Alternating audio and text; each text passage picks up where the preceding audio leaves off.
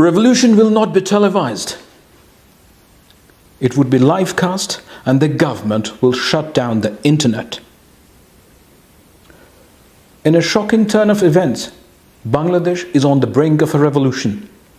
For 53 years, the country has never witnessed an uprising like this. Not even in 1971, when the nation fought for its independence. The streets are filled with chaos and violence. Police and border guards are attacking unarmed students. Helicopters fly overhead. Smoke from gunfire hangs in the air. It's a war zone.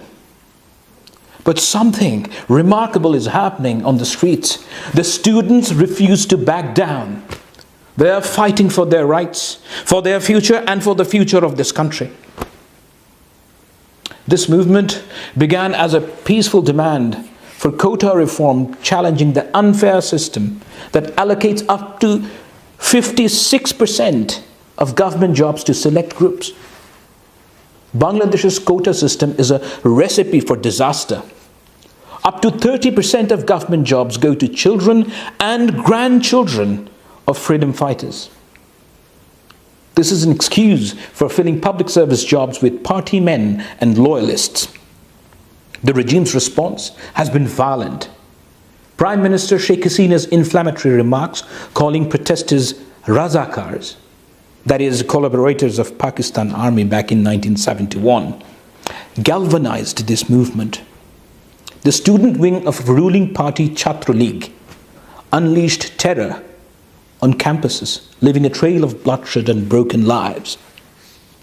6 young students were killed on the first day, unarmed and defenseless.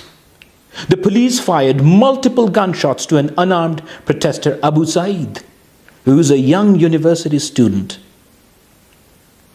He has become the symbol of this uprising. The students of Bangladesh from all corners rose up on July 18th, united in their defiance against an illegitimate regime. Unconfirmed news say at least 68 students and protesters were killed yesterday. Hospitals are overflowing with injured students, many with gunshot wounds to the eyes. The scenes are unbearable to watch. Police are killing indiscriminately. To silence dissent, the government has shut down broadband Wi-Fi and mobile connections. There is extreme pressure on the newspapers and TV channels not to broadcast the news of this state-sponsored violence. People are enraged, unsure of what's happening on the streets. The capital is effectively cut off from the rest of the country. Protesters have burned down police stations and even the office of Bangladesh Television, the government-run broadcasting organization. People from all backgrounds have joined this movement. The state minister's request for dialogue, after more than 50 people were killed, was met with a blunt refusal. There can be no dialogue over the blood of our compatriots. There can never be a conversation between a sword and a neck.